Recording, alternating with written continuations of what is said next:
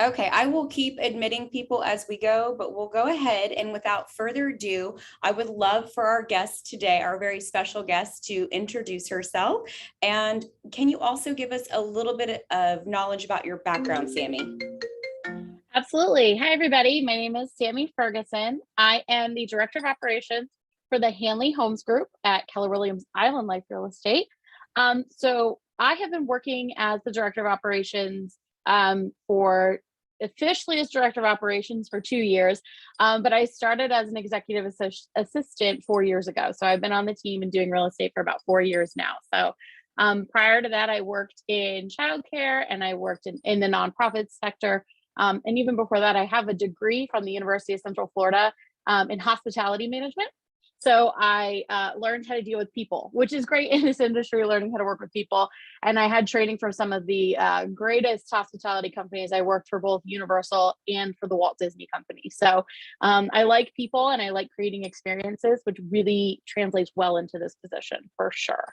So I wanted to change it up a little bit today because I do have a lot of luxury agents that come to me and say, it's so different or it's harder, right? And that's their perception a lot of times or perspective that finding a director of operations is going to be more difficult with a luxury team, or maybe it's just a single agent looking for some leverage to help support them on the operations side while they're out meeting with the clients, which is what they do best. So what kind of information or challenges can you share with them, or just tell them what led you to want to bring the team to the luxury client experience side? Absolutely. So if you think about it, you shouldn't treat any property any differently depending on price bracket. That's kind of the motto that we follow on our team. It doesn't matter if it's, $150,000 mobile home or it's a, $1.6 million stunning estate home. We treat them all the same. But making that step to really push for that luxury business and to really try to push the team to do that took training. So the biggest thing is finding a person that is willing to learn and has an ability to take in information and to kind of organize it. And so the important thing with the director of operations, I feel like, is, you've got your rainmaker up here. And a lot of times rainmakers are high Ds. They're a high D and like a mixture of like an I thrown in there. And then I personally, I'm a super, super high C. So I'm like a 97% C. And then I'm a high S. So I'm like a 94 S. So I'm kind of like, I like to take things and break them apart. And so that's really important, is you have someone who's like kind of the visionary, but then you have someone who's willing to take that information that like, I want to do this, this, and this. Okay, well, how are we going to do it? And how are we going to get there? And these are the systems and tools that we can use to get us to that point. So when you're looking to hire a director of operations, it's important to find kind of the right balance to you to be able to do that. And that way you can hit the big goals that you have set out for yourself to make yourself go to the next step. So you're talking a lot about systems. Obviously, we knew we were going to be focused on that and processes. What if we have rainmakers on this call that have systems in place, but yet they need to take it to the next level, or maybe they have no systems, right? They're just flying by the seat of their pants, which we've come across that before, especially being a operating principal. When I interview agents, I've interviewed agents that really aren't even using a database or a CRM to organize it, right? It's their cell phone or Microsoft Outlook or something like that. So what did you do? Because I know I've been with you since the beginning, and I hired your rainmaker with my particular brokerage. That's why I thought it'd be great to spotlight you, because I've watched your journey and I've watched his journey, and he just keeps growing the business every single year, and it's in increments, but it's exponential growth. And I do believe that the growth happened due to the systems and processes. So did he have a lot of systems and processes in place that were scalable? What did that look like when you were hired? So we had systems and processes, but we had too many systems and processes. There is such a thing as overdoing it. So if you have a system that has a system that has a system and they don't work together, then all you're doing is creating chaos and there's no consistency there. So we started with one database. When I had started, we were using Brevity. That was the main CRM that we used. But we also had a Google spreadsheet. So we had Brevity, we had a Google spreadsheet, and then we had his contacts in his phone. And he would kind of just send me all this information and be like, do something with it. Okay, wonderful. So now what we have to do is like, once Command came out, that is our main database that we use now. We are Command tried and true. I love it because I love the ability, like I can upload, do a mass upload, I can do tags, I can do everything in one spot. So that was the biggest part, was just getting ourselves organized. The next best thing that he ever did was take advice to go through the perfect assistant, which is the Monica Reynolds coaching, right? So I go through the perfect assistant, and I really was able to hone in the systems that we had in place and create ones that were better than the Google Drive sheet that, was kind of more of a checklist than a system. So, right. The time where I wrote our operations manual. So we have a policy and procedures manual that we use that I send to all of our agents. It's tabbed. They can find all of the checklists they need. And that also is a way to hold people accountable. So if they chose not to read that policy and procedures manual that they signed off on that they were going to read, and then they don't do what they need to do, I have leverage to be like, hey, listen, you didn't follow this checklist right here. No wonder why you're not hitting the big goals that you've set for yourself. So really, it was the biggest thing was getting, the training that you need, because training is important, and getting training from someone who has the patience to do it. That's the biggest thing. I mean, if you're out getting business, which is what you should be doing, you don't have the time to sit and, you don't want to teach me how to input an MLS listing. That's not making you money. That sounds like so much fun. You don't want to teach me how to create a checklist, because you know what you need. I know what you need. I know what you need before you know what you need, because we've done this so many times. We have a checklist. So I was privileged enough to sit on a Zoom last week where Gary Keller spoke to a group of admins. It was really cool that he talked to us. And there's a quote that I need to read, because this is something that I have now made large, and it's in my office. And it says, until you have the perfect admin team, you don't have a business. Yep. And Gary said that to all of us. And he's like, until you have the perfect admin team, you don't have a business. And so if you take the time up front to create your admin team, then down the road, it's going to be an easier process for you throughout the entire process. I totally agree with that. So I know that your business is 50-50 for the most part with listings and buyers. I know that just from being your OP. Now, you have helped in the process of training the agents to utilize buyer agreements. Do you feel that has helped the agents prioritize their time? Because I know that's one thing that they struggle with, and they need that support on the operation side. So do you feel that's been helpful for them to also focus more on listings, and then the more listings they have, the more buyers they have? Absolutely. I mean, we tell them that, you treat a buyer just like you would treat a listing, right? You wouldn't take a listing without having an agreement signed. You wouldn't put the money and the capital into it if you don't have an agreement signed. Why are you going to do the same thing for a buyer? Yeah. They're worth the same amount. If you think about it, they're worth a little bit more because you don't have that back end expense. So if you break it down of amount of money coming into your business, you make more money off of a buyer than you do a listing, depending on price point, and of course all those different characteristics. So why wouldn't you protect yourself? And also, I mean, in the state of Florida, you have to protect your buyer. If you in your buyer agreement have your single agency agreement built into it, because it's been the way it is, you're not just protecting yourself, but you're protecting that buyer for possibilities down the road. So having that conversation with our buyer team and letting them know you're running your own small business within the business. Would you do business without a contract? And you just don't do business without a contract. So let me ask you the next question. We're talking about tracking numbers, right? The buy side, the list side. So how do you track the numbers for the team? Are you responsible for that? Are they responsible for inputting the numbers? Because we know that sometimes agents, especially rainmakers, are moving so quickly. How do you hold them accountable, and how do you track that? Have a weekly meeting. So the biggest thing I will say is I just finished up 10 o'clock. I have an operations meeting with the rainmaker where he and I sit down. We go through our P&L. Every day? We go through every single Tuesday, once a week. Every Tuesday, 10 a.m. He and I go through the P&L together, where we break down exactly what's coming in, what's going out. Then the next thing we go over was we go over all the agents' numbers because they should have submitted them to me the Monday before. So I have everyone's, their 411s. I already have copies of their GPS for the year. And then they have an appointment tracker spreadsheet that they fill in when they set appointments. Who are they going to the appointment with? Where did the source of business come from? What time is their appointment? And then it's a different color if they got a buyer agreement signed or a listing agreement signed. Because if it's not color coded in my world, it doesn't exist. Well, and you taught me that.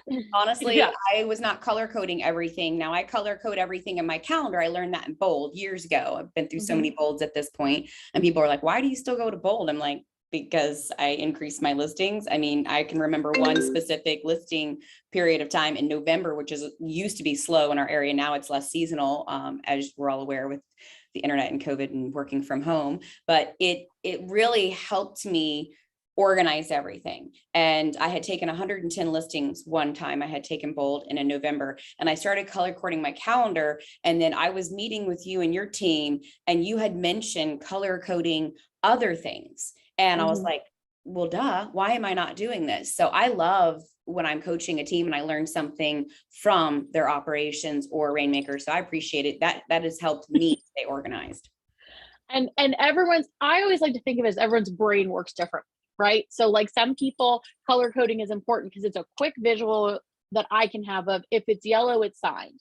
So if I've got yellow lines, that means I've got a lot of things that are signed. And for me, that's important. If it's red, it fell through. So for me, it's like red is bad. You know, if it's closing, it's green because green is money and green is good. So, and honestly, there are things that, you learn colors when you're in preschool. So it's something that I can then teach to other people. Doesn't matter how much education they have. Green is good, red is bad. We know that just in life. Right. But they're responsible for tracking their numbers. Okay. I am a bit of again, I'm a high S, I'm a people pleaser. I track the rainmaker's numbers. I track his numbers because I want to actually have an accurate representation. So I also man their calendar. So I, on my calendar, have every single agent's calendar online. So I can see where they are, what they're doing, who they're with, which I think is important as well. And then I can go back and double check. But I've also hired leverage. So I have leverage for me. And so she is now taking on a lot of that responsibility of being able to go back and double check numbers. Okay, we're going to go back to that, but time out for a second. Is there anyone on here that's not with Keller Williams? Because I know some people have brought guests on. So we've used a few terms or some acronyms that might be only related to Keller Williams. So I want to be fair to some of our guests. Is there anyone, take yourself off mute if you're a guest. I just want to kind of explain what a 411 and a GPS is, which you might know about or might not. Okay, looks like we're all KWs. So if not, explain to them how you utilize the GPS and the 411. I mean, you don't just do it at the beginning of the year or the beginning of the month and just put it somewhere and never look at it. Talk to me a little bit about how you utilize that. So the GPS we do at the last quarter of the year before, we have a team GPS, and then everyone has their individual GPSs. So we get those together so that we can really set out what our next year is going to look like, whether it's a production number or something along those lines, a personal goal that they have. And then we take that GPS, and that's how we figure out what our monthly goals are. So, you take it, your 411, it's your annual, your monthly, your weekly. So the most important part of it is that I learned is don't fill out your weeklies until it's that week. Right. So if you've got, I want to go on 9 listing appointments is your goal for the month. How many do you technically need to have a week to be able to have 9? Right. Or let's go round numbers. Let's go. You want to have 8 because there's 4 weeks. So you need to do 2 listing appointments a week. So week 1, you say go on 2 listing appointments. Now say you didn't go on 2 listing appointments. You only went on 1. So your week 2 goal is not going to still be 2 listing appointments. Now your week 2 goal is 3 listing appointments because you have to make up for the one that you didn't do. So I am a proud non-numbers person is what I always say. It's not my strong suit. I like a calculator, and I'm lucky enough to have a husband who's really good at numbers. So I use him too. But those are easy numbers, right? Anyone can do basic math. You can easily go, if I didn't get 2, I got to do an extra 1. And that way you all can also front load your month. So say, I want to get 8 listing appointments. So set yourself a goal to have 4 the first week. Why not? Right. Because I then like front loading. yeah, front load. Because then by the time you get to week 4, if you've already had your 8 listing appointments, either now you're an overachiever, gold star for you because you've done more than 8, or you can spend more time working on maybe some of your personal goals or maybe some other goals that you've had set out for yourself. So it's I all love about that. balance. I Mhm. love that. I love that. So you got a little counterbalance in there. You must have read The One Thing. A couple times. I read it every January. January 2nd, I sit by the pool and I read The One Thing And we every single finished a year. book club on that. So you got to Yep. kind of revisit it. Well, I love that. Okay. So you talked a little bit about command. Being an OP, that's been a little bit of a struggle, having some feedback from agents. Well, I don't like it, or this, that, and the other. Quite frankly, as a mega agent, I'm not in command other than to check my numbers. So I think there's kind of this disconnect with some rainmakers or mega agents.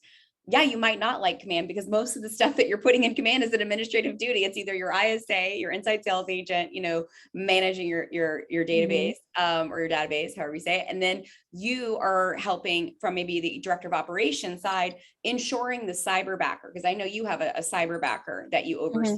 But any director of operation is going to be overseeing the other operations leadership. So I think that could maybe help some of the rainmakers or leaders of teams on here understand, yeah, you might not like doing that because it's data entry. So maybe you shouldn't be doing that.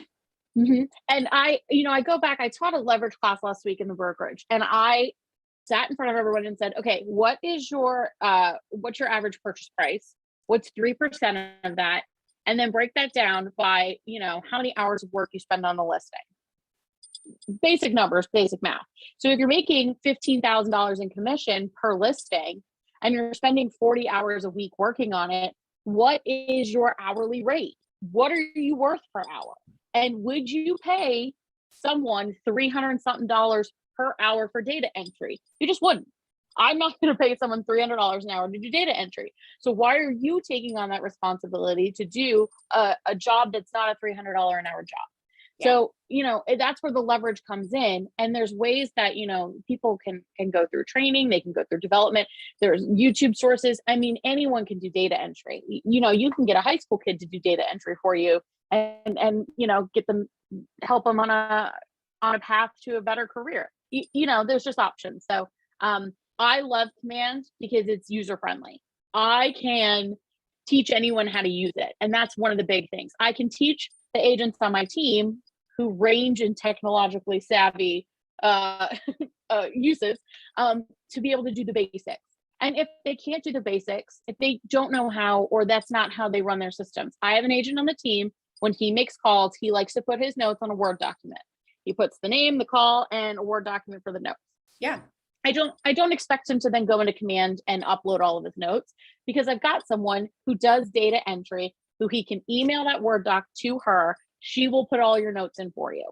It's simple. It's because that's not his strong point, but I need him to put notes in. Otherwise, as I say, what happens if you get hit by a bus? How am I going to know what's going on with your transactions if you get hit by a bus?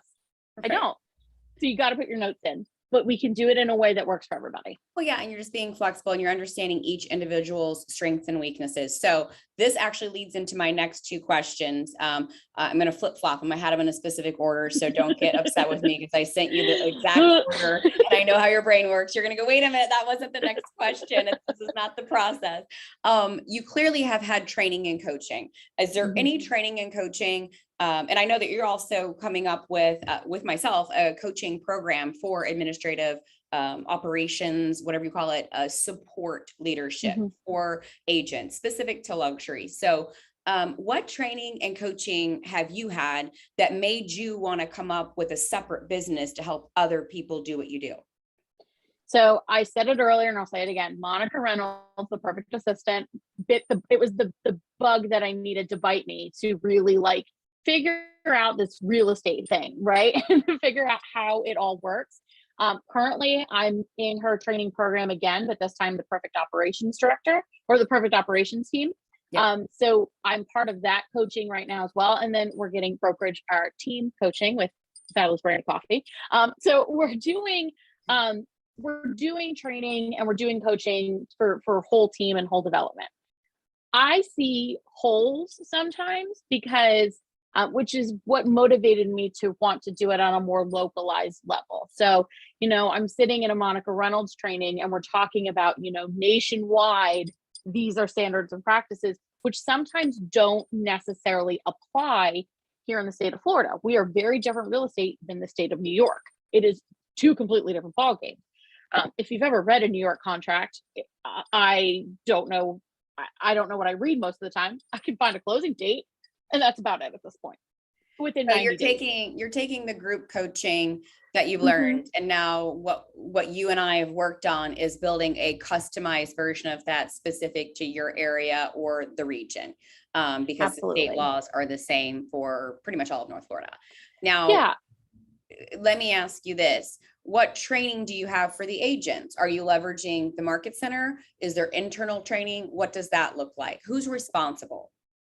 So we have a 30, 60, 90-day plan. If you don't know what a 30, 60, 90 is, it's the things that an agent needs to accomplish in their first 30 days, 60 days, and 90 days when they join the team.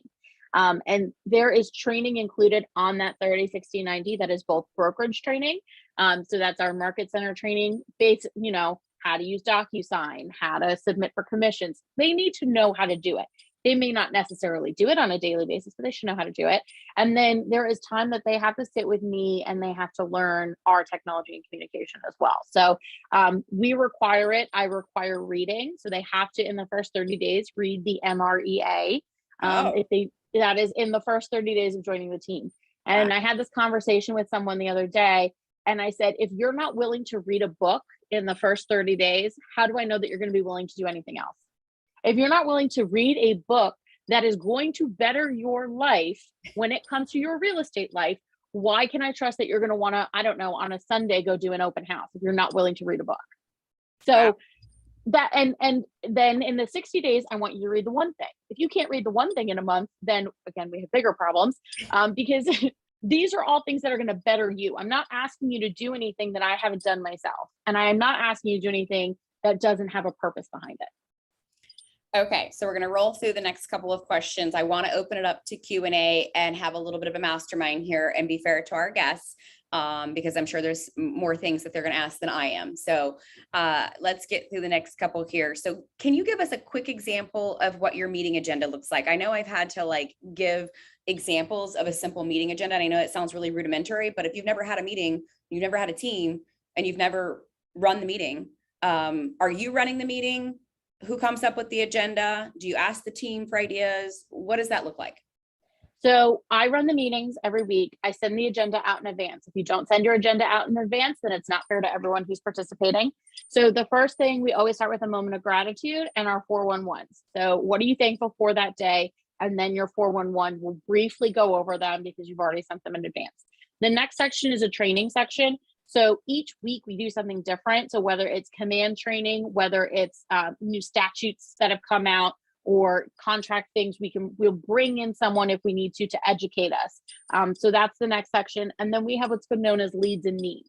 So the leads and needs section is, what do we have currently that either is coming to the market or on the market on our team, and what buyers could we potentially pair with them? If you're a buyer agent, what are you looking for right now that you're having difficulty finding? And if you're a listing agent, what hurdles are you coming across when you're trying to find listings? So that's kind of like our mastermind section. And then we look at our numbers. So I have on there every single meeting, how many appointments we've gone on, how many listings we have active, how many closed, and our total production numbers. So you're sending out the agenda and any expectations of what they need to bring to the meeting before the meeting. Mm-hmm. Perfect. Yep.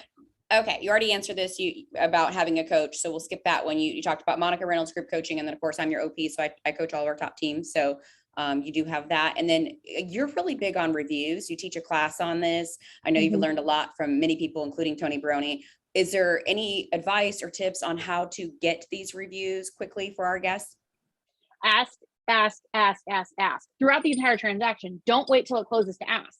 Because maybe at the very end, something happens at the end of the transaction, then you're not going to get that review, because I'm not going to ask them if it went south. I'm not asking. But when they're at the highest point, ask them for a review. When you've done something that has shown them a level of service that is higher than they have expected, ask them for a review. Perfect. That's the best times. Okay. Now, client events. Do you do client events? We I think do. most of us do on the call. So Yes. anything fun or exciting that you've done? So we have planned, we are a couple new events this year, but we just did a rum tasting event in one of the gated communities. Thankfully, my rainmaker Kevin is really good friends with the guy who owns Papa's Pilar Rum Company. So he brought out his table and we had snacks, and it was just a really relaxed time to have people come and gather. But I've planned my first event with one of our local salons. We're doing a sun and skincare event, especially for the older women in our area. Hey, as what are they you talking age. about? Well, as they age, your skincare needs change. We're planning to have like a blowout, like a bubbles and blowout event for some of the women. Go to the salon, have some champagne, get your hair blown out.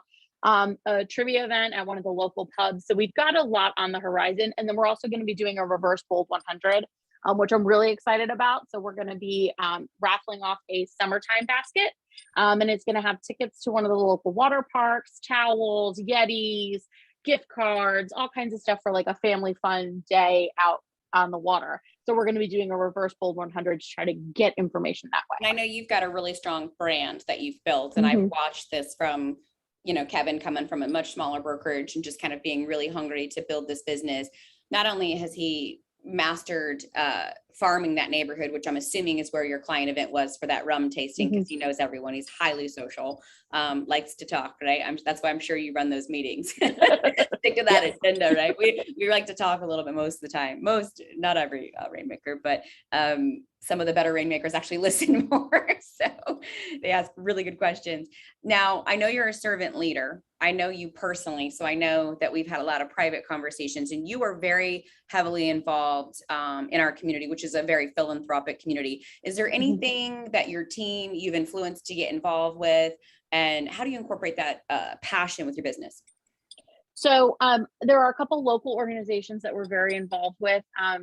Kevin actually sits on the board for Challenger Baseball, which is an amazing organization for children with developmental disabilities to be able to play baseball.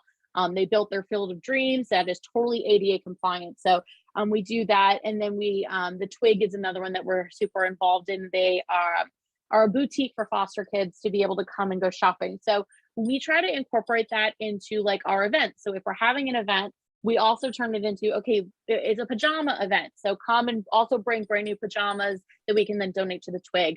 We'll throw, you can throw money at anything, but unless you feel for that organization, then you're just throwing money at something, and you can't throw money at a problem. Yeah, no, and I love the Twig. So I thank you, and I'm pretty sure it was you that got the brokerage involved with the Twig. So again, I'm always learning from you. So it goes both ways.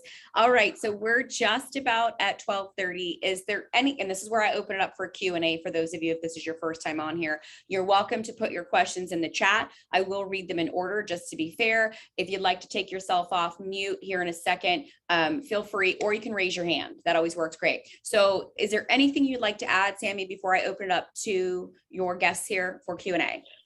The biggest thing I will say is don't be afraid. Like, don't be afraid to take the leap and hire. It's going to be worth the investment as long as you put the time in behind it. So don't be afraid to take the leap.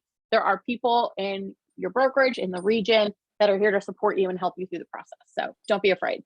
Yeah, and if you want some information on Sammi's coaching program, basically we're looking at rolling out marketing too, but it's to help onboard operations, leadership, and also help with the career visioning process. We really didn't touch on the KPA, but you're a huge advocate for utilizing the Keller Williams personality assessment. If you're on here as a guest and you were too shy to speak up earlier, you could use other personality assessments. My background psychology. So if you are not within Keller Williams, you can always ask a Keller Williams person if you can take the KPA. We'd be happy to sit down and go through it with you or help you through the process. But if it's something that you want to utilize in your own brokerage or your own home life, really, I've actually done it with my spouse, we can recommend some other resources for you. So don't be shy about that. All right. I have a few questions in the chat. And again, if you want to just use your space bar to take yourself off mute or raise your hand, I'm happy to get to you. And let's see what we have here. So question, I'm an agent bringing on my first personal assistant next month. Well, congratulations. The assistant I am bringing on is coming from the baking industry. Do you think the perfect assistant course will provide enough information as structure for someone coming in fresh? If not, what do you recommend in this situation starting out? I know my answer, but I'm going to let you give your answer first. So yes, take the perfect assistant. But I will say this, and this is something I did. I went to every single brokerage class that was available when I first started. Brandy saw me more times when I was like 4 years ago than I think anyone in the brokerage. I didn't care what it was about. If it had to do with me or not, I was there. And I was there not only to learn every inch of the industry, because I will also openly admit I'm not licensed. I am an unlicensed admin. I suggest getting licensed. I just haven't done it yet. But I just sat through everything and learned. And if you don't make yourself known, then no one's going to be there to kind of help you. I feel like I was the problem child, like raising my hand, asking 100 questions, and also a little bit of a teacher's pet. I will openly admit it. It's part of my personality. Answering questions, doing homework assignments, making sure I had as much as I could because I wanted people to know who I was. So that when I did have a question and I went to Brandy and I asked her a question, like texted her or something along those lines, she knew who I was and she knew that I was already willing to learn. So why not also so she would feel more empowered to help me. And I did that with every top agent in the office. I didn't care who they were. I just wanted them to know who I was so that they would help me in the future. Yeah. And it wasn't just me. I think you formed relationships and asked a lot of questions. You were like the curious George running around the office asking a bunch of questions. Yep. And I remember coming to your rainmaker and saying, if something ever happens with the two of you, just so you know, I'll take her. And like teasing, obviously, I'm never going to recruit the assistant to one of my top agents in my brokerage, but we have this ongoing joke where I'm like, hey, if Sammi needs a place to go, so I knew just by all the questions you were asking that you were going to be a rock star and you were very learning based. So I guess advice for any rainmakers or leaders of teams would be to allow your particular person in operations, whether it's a director of operations or their executive assistant, whatever their role is, to attend as much training as possible. And I know you're going to get a little bit of pushback, right, from some rainmakers going, well, they should be doing work for me. They have to learn, and you can leverage the market center. And I can send you kind of examples of what our training calendar looks like, but I kind of followed a lot of what Georgia does for her training calendar and just, did whatever I could to customize it for our area. And I'm very involved with teaching, and so are the top agents. So they learn different styles, they learn different perspectives, and then we have productivity coaching. So they run Ignite. I think it's important to allow them to take the time, whether it's 1 hour a day, to pay them during that training process and to encourage them to be learning based. And again, I know you'll probably get some pushback from some people saying, well, I'm paying them to do other things. Well, if you want them to do it at a high level, that training is so important, even regional training. I know you've attended career visioning and done a lot of regional training in addition to the market center training. Absolutely. If I want to grow this team and if I want to grow in myself, then I have to go and be around people who know more than I do. Yep. Okay. So let's move on to the next question here. Great question. The first question was a fabulous question. What keeps you motivated to keep your team engaged? Is it work flexibility, profit share, bonuses, etc.? So we have a great culture on our team. I will say that we all genuinely like each other, which is hard to come by. There are moments where I don't, but most of the time we genuinely like each other. But we also all know that we have each other's backs. So like if Kevin's on vacation, which he's leaving again, I know that we have, two great agents on the team that are willing to pick up, and help where they need to, just as much as when they go on vacation, we're all here for each other.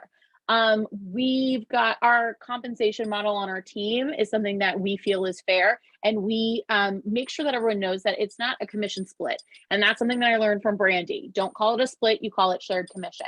That's right. Because you are sharing with each other just as much as I always tell them, I'm like, just as much as you're sharing your commission, he's sharing me.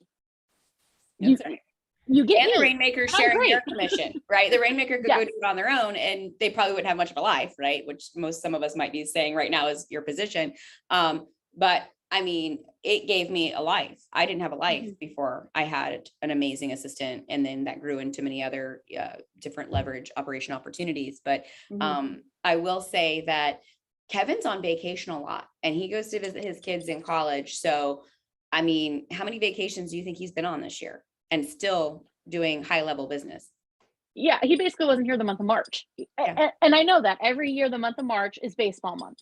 And so we know that his son plays college baseball and his son graduates this weekend. So he's leaving this weekend to go to college graduation, and he can go and enjoy himself, and he can go and not worry about the business because he knows it's taken care of. The first time he went to Costa Rica, he told me it was the first time he's ever not worried about what's going on in the business because he knew he had me here taking care of things. And from my perspective, being unlicensed, I can't get commission splits. I can't do anything.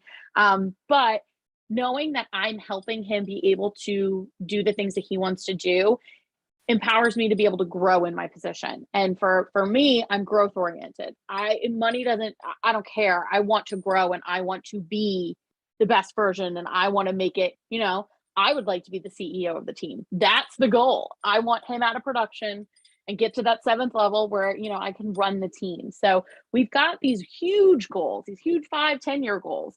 But it's just making sure that that everyone's got each other's back is the most important thing. Well, and I think that you're both on the same page. The reason why there's so much clarity around everyone's goals is because you do actually sit down and follow the KPA process. So those questions are digging deep about what motivates you. Like, I know money does not motivate you. So in my coaching with Kevin, there would be times where he would say, well, I gave her a raise. I'm paying her probably more than most director of operations. And you're sitting there, and there was a disconnect at this time, right? Just to be vulnerable and share like some personal experiences. You were like, I want opportunity. So understanding the differences, yes, you can offer people to pay them more, but if there's no growth opportunity, they're going to leave. You have to build a big world if they're talented. Otherwise, you just have an employee, and I don't look at you as an employee. Yeah. There's a huge difference in how you've grown the team and what your future goals are. And then you have that GPS and the 411. So you're always revisiting your personal and professional goals. And one thing, because you have such a strong culture on the team, you are openly talking about not just your business goals, but I know your personal goals, and Kevin knows your personal goals, and everyone on your team understands that. Okay. So that KPA is important, or assessments of any kind that are very comprehensive. What other questions do we have for Sammi? Don't be shy. Let's use her time. We don't get much of her time. I have to schedule appointments with her. It used to be you came to all my classes and I got so much time with you, and now I have to schedule. And she's like, well, I'm not available this date. And I'm like, oh, well, okay. I guess I'll have to offer another date. I think Tyree has his hand raised. Okay, fantastic. Go ahead and take yourself off mute, and we will answer your question. Hey, yeah. Can you hear me? Yes. Maybe just a little bit louder. What about now? Perfect. Perfect. Question for Sammi. I was not guessing. I'm a question because I was the one that asked about the first assistant, the first question. And as far as like when you got started, what were your like top 5 things he was having you do, just like out of the gate? Yeah. So right off the bat, the first things he definitely had me do were MLS data entry. So I was inputting listings. I was transaction coordination, contract to close, taking transactions, marketing. So I was creating all of, like, social media was the big one that he kind of just like handed over. So making all of the social media posts, doing all the content, writing the blog posts. So anything that was like marketing related. And then, we kind of grew from there, because those are kind of the big 3 things that you really have like your first time admin do is MLS, and then marketing and social media type stuff, and transaction coordination. He eventually let go. And so then I started doing listing presentations for him. So once I got comfortable being able to comp a property by taking a lot of classes and learning from good people, I do now. I mean, I was doing all of his listing presentations, all of the buyer consultations, creating any sort of new fun marketing pieces. So, but the big things that are time sucks for you as an agent are going to be transaction coordination, listing input, and then general marketing. No one wants to make these funny posts of like, which would you choose, an open concept or not? Like, you make too much money to do that. It's not worth it. But I'll do it all day because it's fun. And You that's love something it. I And you're enjoy doing. creative. So she's got a great social media. That's a great question. You've had two really good questions. So thank you so much for not being shy and coming off mute. I appreciate that because I'm sure everyone else is wondering. And I'll just kind of reiterate my very first administrative support, I call them leadership in the background, was helping me with listing coordination, transaction coordination, and marketing. But at a certain point, that person was able to then hire the next person, and then they train the next person. That's the really cool thing about it, is when they learn all three of those things, when they go to make those other hires and you have followed the career visioning process, or you hire Sammi to help with that, right? With her new program of onboarding and doing a 30, 60, 90, because maybe you just don't have time or you don't have an interest. And then you're just meeting with Sammi once a week to go over those results as an agent, and you're outgoing, getting business, whatever works for you in your world. But it is important to know that that person, if they are trained right and onboarded correctly, and you've allowed them to either go attend training or you pay for it, whatever the case might be, whatever is accessible or available to you, they then will feel so empowered, and you will trust that they're going to be able to train that new TC. Like, you got to the point where it was like, this doesn't make sense for you to be doing transaction coordination, nothing personal, but you were just too qualified at that point. You could go out and help Kevin get more business and the team go get more business by doing the listing presentations and helping them with CMAs. Once you can convince the rainmaker to let go of control. And I understand both perspectives there. Absolutely. And that's, just as much as we do that exercise where you figure out what your time is, what your hourly rate is, figure out exactly what your EA or your director of ops or whatever, how much are they worth to you? How much have they taken off your plate so that then they can get their own set of leverage? And once we had that was a hard conversation to have, because I'm, again, a people pleaser. So I'm like, I can do it all. I can do it all forever. And it's like, but you can't. And I can't burn out the candle on both ends trying to do it all. So at what point are we at a point in business where it makes sense to get even more leverage? So there needs to be some pretty open dialogue, and that comes with, meeting every week, and that personal meeting with the rainmaker is pretty important, going over the P&L and, hey, we're doing XYZ transactions. I mean, we've got the profit, we have room in the salaries, or we have room over here with the shared commission, should it be a licensed person. However you structure it, that P&L is going to be so important. Otherwise, you have no idea if you can make it higher. Absolutely. And where's the pain point is really the question. So you don't want to hit the pain point, because then you've gone too far. Right. So hit it, get there before you get there. Yeah. And I see a lot of teams do that, or individual agents, where they'll come to me and it's like, whoa, we are way past the pain point. Like, you needed someone yesterday. And that's where I see the struggle of them going to career visioning or going to training or sitting down and doing that 30, 60, 90. Like, they're in so much pain, to their credit. It's almost impossible for them to slow down, right? To speed up. It's very difficult. Okay, we're going to move on. I think we've covered that. Thank you for the great question. Okay, Michelle Hupp. Hi, Michelle. I didn't even see you on here. She says, what are your fees, Sammi, for training? There's different packages. So I don't know if you want to put your contact information in the chat, Sammi, or I can circulate it out. And then there is an interview process. She's going to want to know how involved the rainmaker is going to want to be. But do you want to just email that information to Michelle, or you want to share the packages? That's up to you. So I threw my email address in the chat. It's really hard, I promise. It's just my name. So my email address is in the chat. Michelle, I'll get with you and I'll send you all the packages, because I don't want to just like throw fees out there and not explain what you're getting for them. That's not my style. I like to kind of make sure everyone understands, the value proposition behind the Sammi. So, my information is in the chat. So if anyone needs, I'm going to do that for everyone in the meeting. Yeah. So we'll schedule a meeting, Michelle, myself, Sammi, because we're partnering on this. I just saw a void, with my own agent. So I thought, you know what, if nothing else, let's have you on here so you can let them know how to hire someone and the resources should they want to go to the training. And if they don't have time, you could be the source, right? The resource. Exactly. Okay, Clover, your hand's up. Would you like to take yourself off mute? Yes, thank you. So my question for Sammi is, how did your job transition and the task transition from being the administrator to the director of operations? Like, how did those tasks change for you and things like that? So I would love to tell you that it's completely changed and everything's great. And that's not reality. The Right. reality is I still do some things that are technically like executive assistant stuff. Should I be making copies for agents and putting them in folders? Probably not. Should I be running lock boxes and putting them on houses? No, it's not really a great use of my time. But these are all like pain points that we're trying to figure out and get leverage and do that. But when we started, so in his first year that he had me, he hit the $10 million mark, which he had not hit before in production. So that's when we really saw like, oh, this is working. And then the next year we hit 20 million, the year after that.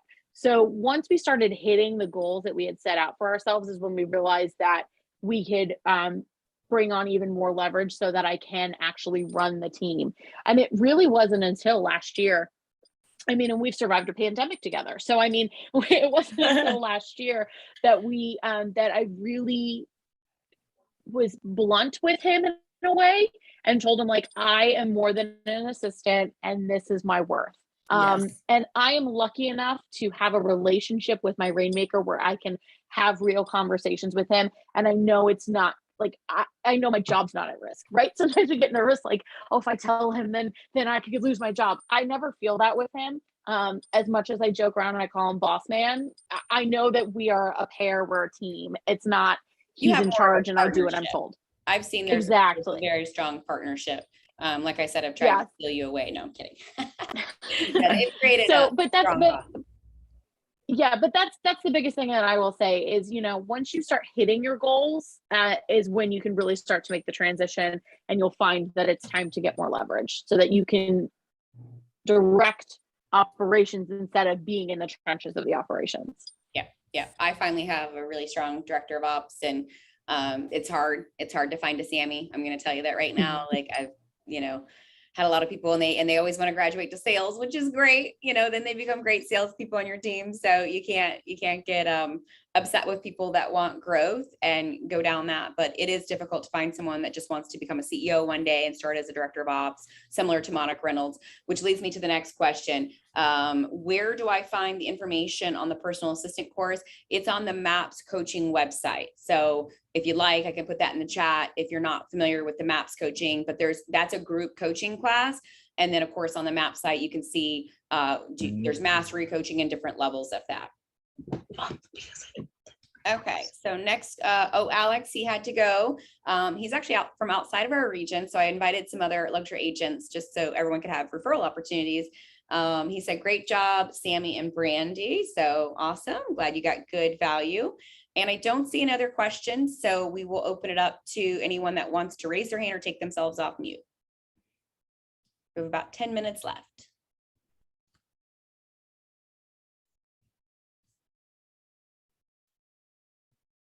I see Tracy on here trying to talk, it seems like, but I don't know if there's a sound issue. I'm not hearing her. Thanks, Brandy. I'm not trying to talk. I was actually just trying to get my headphones to work properly. Oh, okay. Okay. Thank you. Wonderful. All right. Well, is any other tips? I mean, I think that one thing that I will just kind of emphasize is really, really using the KPA. And I know it's kind of biased because my background is psychology, but it has been so helpful, and not just sending it. You really need to sit down with your people. I can tell you with my top agents, even outside of my team, I've formed some bonds that are pretty unbreakable. I mean, I know some personal things about some of my top agents that of course I will never disclose, but they were vulnerable and willing to share either about their past or a struggle they might've had or excitement and opportunity in life that I'm not sure they've shared with a lot of people. And that is a very difficult bond to break, the relationship from that point forward. And let's just say you're not going to do the KPA. It's okay to have someone else do it as long as they have a relationship to the team. So if it's a coach, a coaching program, and that information is going to be relayed back to the rainmaker in a consistent way, then that's fine too. And, whatever works for you. But I would just emphasize that that's something, even as an OP, I utilize.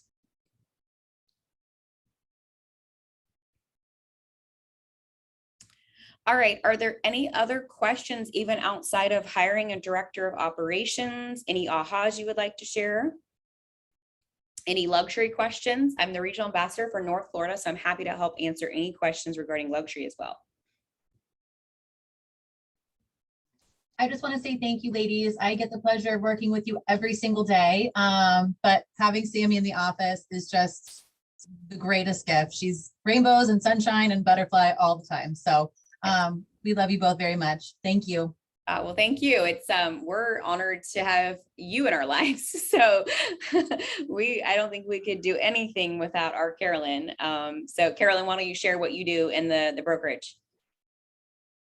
So I am Director of Agent Services. I do everything from onboarding to new agent recruiting, kind of a little bit of everything, little assistant MCA work, and having a great admin in the office really makes a difference for people who kind of do it all. When I have real estate questions, Sammi is so well versed in all things real estate. She's my go-to person. So she always goes above and beyond to help with not only her team, but other agents in the office. Yep. Yeah, it's wonderful. Well, we appreciate both of you. I can tell you that. And that's a perfect example. I mean, I look at Carolyn as a leadership partner on the operation side for my brokerage. And it's the same hiring process, right? You're still going to do the KPA. You're still going to follow curve visioning. And I can't imagine how the brokerage would exist, quite frankly, if we didn't have her helping with onboarding the agents, just like we're talking about your coaching and training program is going to do for some of these leaders of teams and rainmakers. So it's very, very important to find that right person. And it's certainly, I know it's changed Dayton's life too, my team leader's life. Definitely. And I will say as well, look into, who's got teams in your brokerage if you are a luxury agent that is looking to grow. And just ask questions. What's the worst that they can say? No, I don't have time. I mean, ask questions. Because a lot of times I will say that we the admin, we just want to help people. That's our personalities. We just want to help people. So reach out to some other teams if it's, within culture in your brokerage and see, if you can borrow 10 minutes of their time just to see how they got to where they are. Yeah. And I can tell you one thing that's helped to me is I have an operations background. So I'm kind of a weird rainmaker. A lot of rainmakers are salespeople and they don't have the operations background. So if you ever want to reach out to myself or Sammi, I mean, I started as a receptionist in a real estate office right out of college. I was really wanting to go to graduate school, had registered for that. My mom got ill and she's good now, but I mean, I just fell into real estate and I'm like, I don't really think I'm going to like this. I'm just going to answer the phones and do their computer work. And the next thing you know, I'm managing the office and got my broker's license 2 years in when I was allowed to, took the course 1.5 years in. And then I'm like, well, they're making really good money. Let me go see if I can do this. And it all worked out, obviously, but it is unusual that someone would start in operations and go into sales from what I've experienced, although a lot of people have done that on my team. And some people are afraid of that and they'll say, well, what if they leave your brokerage? Well, I've had people even transfer to other KWs and it's like, they're in my profit share. So I'm excited for them to go build their own team, or maybe they're in one of my brokerages. I am also the OP, so I would love to support them. And a lot of times they are in my profit share. So, just kind of take the fear out of it. And the point is, if you're helping people grow and you really truly are a servant leader, you're always going to find someone that wants that supportive role to help with operations. Like I have Lorena now and she is just like an angel and I swear I prayed for her and she just appeared. So lots of interviews. And so sometimes you will have a void and you're just all going to have to pitch in and then you'll find someone that's like, wow, your systems are great, but here's how I'd like to fine tune them. And you're like, well, I never thought about that. I've been doing it for years. You get kind of complacent or doing the same thing and you think you know everything, right? Ego gets involved. So all right. Any other questions before we jump off? I'm going to let Miss Sammi go. If we don't have any more, we only have 4 minutes left. Thank you. My pleasure. And again, you can email me. My email, let me just put this in the chat. If you have any questions or you're, in leadership at a market center, I'm happy to help with any luxury questions. put that in there. It's pretty easy. Just like Sammi, I'm all about branding. So everything's thecoffeegroup.com. Pretty easy. So it's my name at thecoffeegroup.com. You can find me on social media. Everything's at the Coffey Group. All right, everyone, have a great day. And thank you for joining us. We'll see you next month. Oh, and this is the third Tuesday of every month. So go ahead and put it in your calendar, reoccurring. And a big thank you to you, Sammi. I really appreciate you. I know taking time out of your day is very valuable. So once again, thank you so much. Absolutely happy to be here. All right, everyone, talk soon.